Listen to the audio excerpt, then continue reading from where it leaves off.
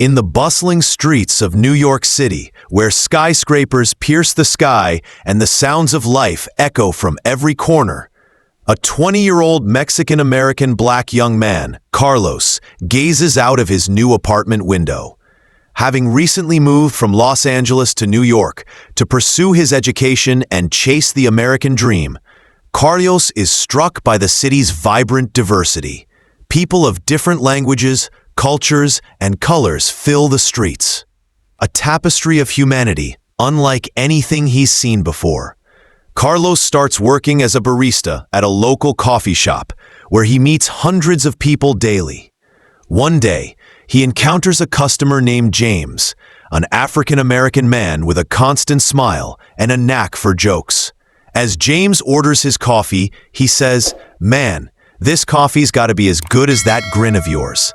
Carlos laughs and replies, "Thanks, but this coffee's stronger than your jokes." Their banter sparks a friendship. James, a social worker at a local community center, introduces Carlos to his diverse group of friends. Sarah, a Jewish-American lawyer, Maria, a Mexican-American artist, and Ahmed, an Egyptian-American student. The group meets weekly at the coffee shop, where they discuss global issues, share laughs, and learn from one another. One evening, as the group gathers for their usual meetup, James poses a provocative question with a chuckle. "Guys, have you ever thought about whether black people can be racist?" The question hangs in the air, creating an awkward silence. Carlos, still navigating his identity as a Mexican-American black man in the complex landscape of American society, wonders why the question feels so loaded. Sarah, always logical, responds, "James, that's a tough one. Racism is tied to power and systems. Historically, black people have faced oppression in America, so can they be racist in the same way as the majority group?" James grins and says, "Oh, Sarah, you're talking like a lawyer. But seriously, I saw this YouTube short where a guy was joking about it. He said anyone can be racist if they've got prejudice in their heart." Maria chimes in, "I think that's true. Prejudice is part of human nature, but it shows up in different ways. My family, coming from Mexico, faced bias too, but we learned that hate doesn't end hate." Carlos, who's been listening quietly, says, "Growing up Mexican and black, I've seen prejudice from all sides. This question is complicated, and I'm still trying to wrap my head around it." James smiles and says, "Man, this is New York. Everything's complicated, but we can figure it out together." A few days later, while walking through a local park, Carlos and James witness a small altercation.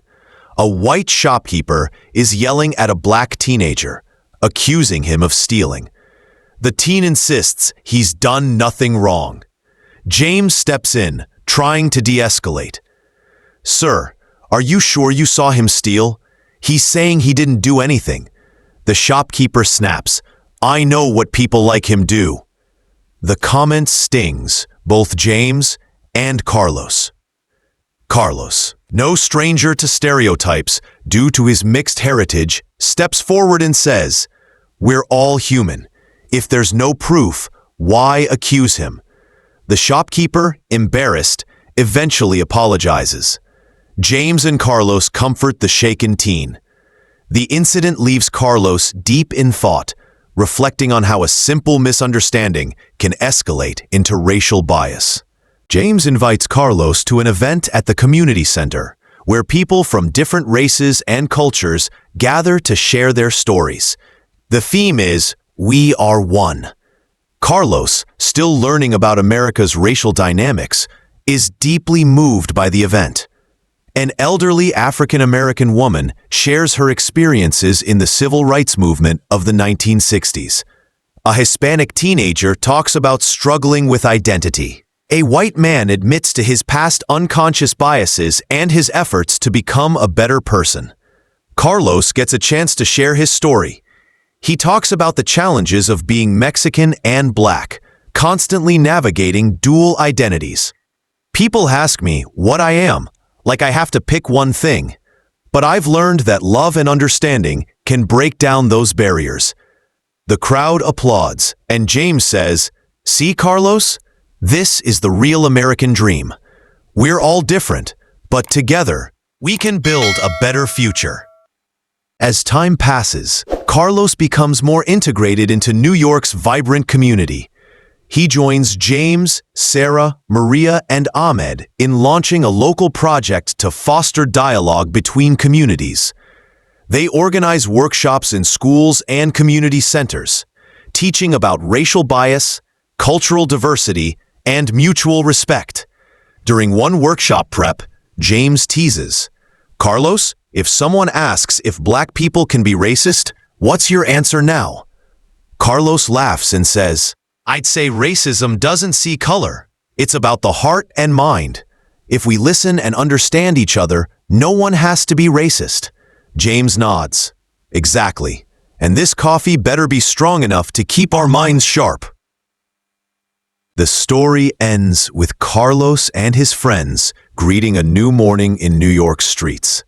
They know the journey to racial harmony isn't easy, but they're committed to making a difference, one small step at a time. The New York sky is clear, and hope shines in their hearts.